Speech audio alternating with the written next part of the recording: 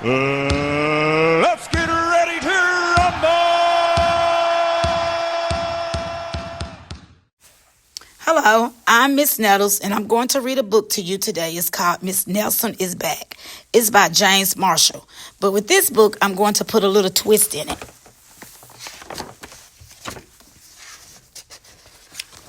Miss Nettles is back. One Friday, Miss Nettles told her class that she was going to have her tonsils out. I'll be away next week, she said, and I expect you to behave. Yes, Miss Nettles, said the kids in 207. But at recess, it was another story. Wow, said the kids. While Miss Nettles is away, we can really act up. Not so fast, said a big kid from 309. Haven't you ever heard of Viola Swamp? Who?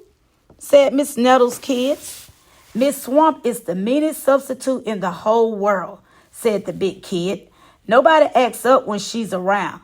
Ooh, said Miss Nettles' kids. She's a real witch, said the big kid.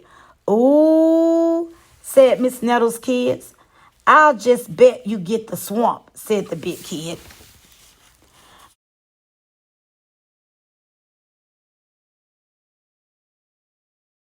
On Monday morning, Miss Nettles' kids were all in their seats.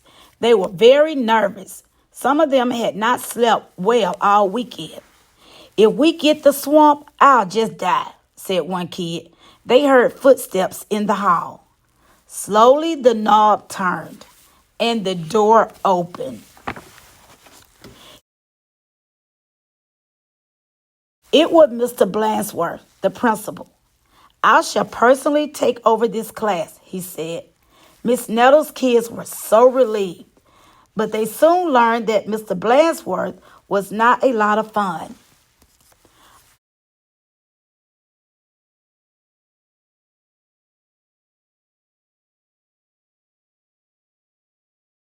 All morning, Mr. Blansworth tried to amuse the class with his corny card tricks. Oh, brother, said the class. That afternoon, Mr. Blansworth showed the class his favorite shadow picture.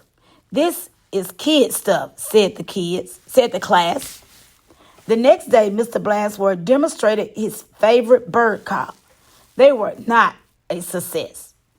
And for 2 days, Mr. Blansworth showed slides of his goldfish, Lucille. Miss Nettles' kids had never been so bored.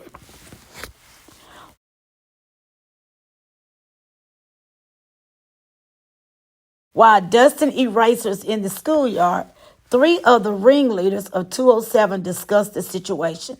Something will have to be done, they said. We must get rid of Blansworth. And they hatched a plot.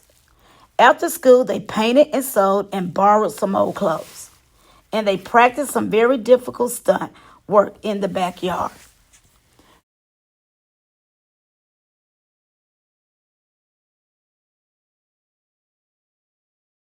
The next day, they weren't in the class. That's too bad, said Mr. Blansworth. They'll miss all the excitement. Mr. Blansworth was about to show the class his collection of ballpoint pens from all over the world when someone came to the door. Slowly, the knob turned, and the door opened.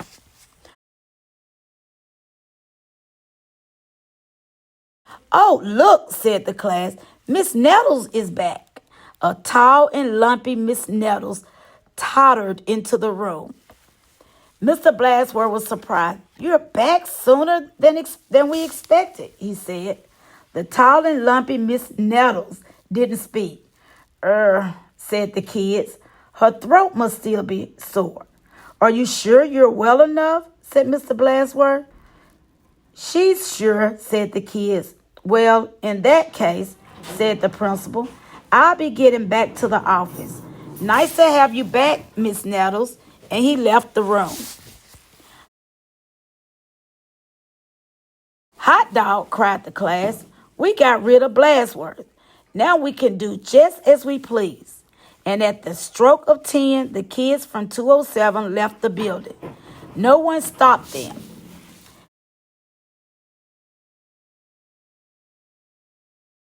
They went straight to the movies where they saw The Monster That Ate Chicago twice. This is really living, they said.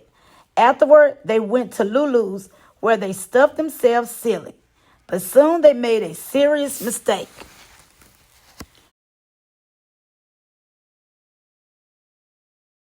Heading back to school, they passed Miss Nettles' house. Miss Nettles couldn't believe her eyes. "Those are my kids," she said in a scratchy voice. "What are they doing out of school? And who is that with them?" Miss Nelson telephoned Mr. Blacksworth to see what was going on. "You're not Miss Nettles," said Blacksworth.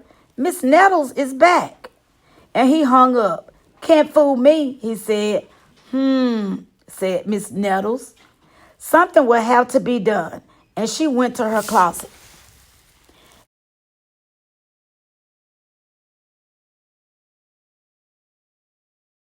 Back in 207, Miss Nettles' kids were spending an agreeable afternoon. They were very pleased with themselves. "We should do this more often," they said. They did not notice the figure out in the hall. Slowly, the knob turned, and the door opened.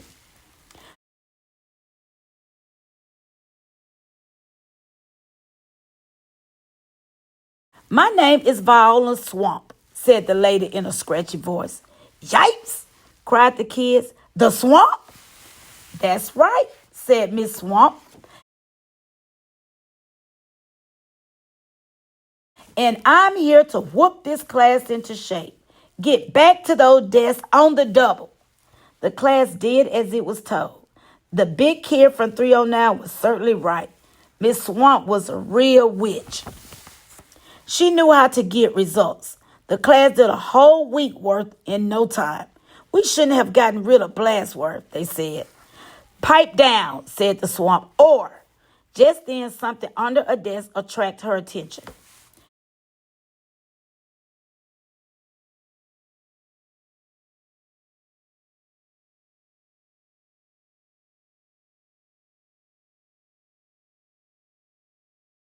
It was a mask. "Aha," said Miss Swamp. "So that's your little game." And she tried on the mask, just as Mr. Blacksworth stepped into the room. "Miss Nettles," said Blacksworth, "I'm of the opinion that someone has been impersonating you." "Uh-oh," whispered the kids. "You don't say," said Miss Swamp. "Probably just some kids acting up.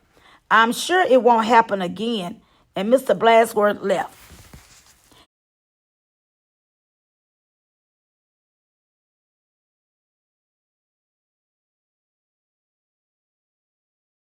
"And it won't, will it?" said Miss Swamp to the class.